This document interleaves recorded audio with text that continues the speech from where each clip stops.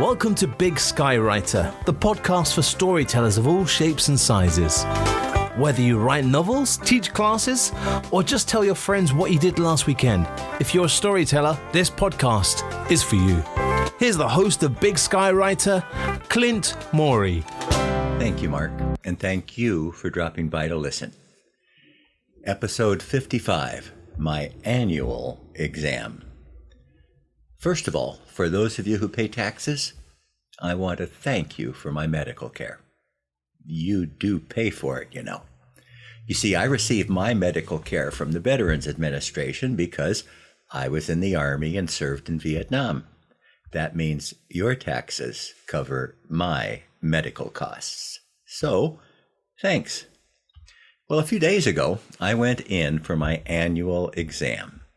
The VA clinic is a new facility, only a few blocks from where I live. I have to admit, it's very nice. Thank you for that also, since you paid for that as well. First, there was paperwork to fill out, and then the nurse came out to get me and take me into the exam room. She had a number of questions for me before handing me over to the doctor. I was floored when she asked if I identified as a male or female, or I stopped her before she could continue with her list. It was the first time I had ever been asked that question. Now, I knew that she was required by the government to ask the question, but I found it hard to believe that I was sitting in a doctor's office and being asked if I was a man.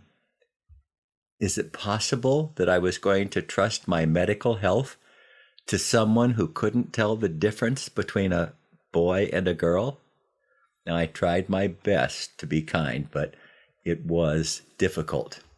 I grant you, I may not be in the best of shape. I'm fat, I'm old, I've had replacement body parts, knees, installed in my body just to keep me functioning. But male or female? What do they cover in medical school or nursing school? I kept coming back to the thought, I'm trusting my medical care to someone who doesn't know the difference between a boy and a girl. That was not a confidence-inspiring thought, but it did make me think about the past, because way back in the olden days, some people actually understood reality, and they would even speak out loud about it. Yep, out loud. Even in children's shows, they talked about boys and girls.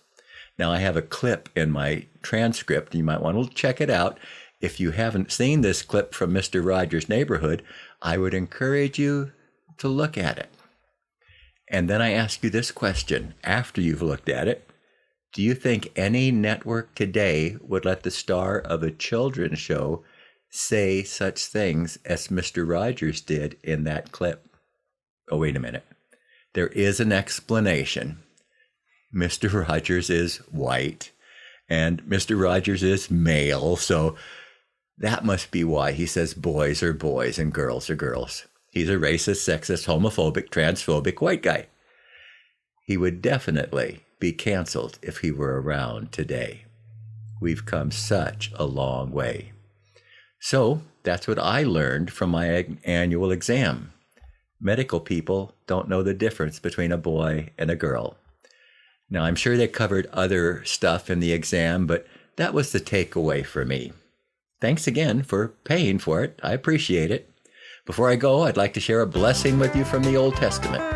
May the Lord bless and protect you. May the Lord's face radiate with joy because of you. May he be gracious to you, show you his favor, and give you his peace. Numbers 6:24-26. Until the next time, be the reason someone smiles today.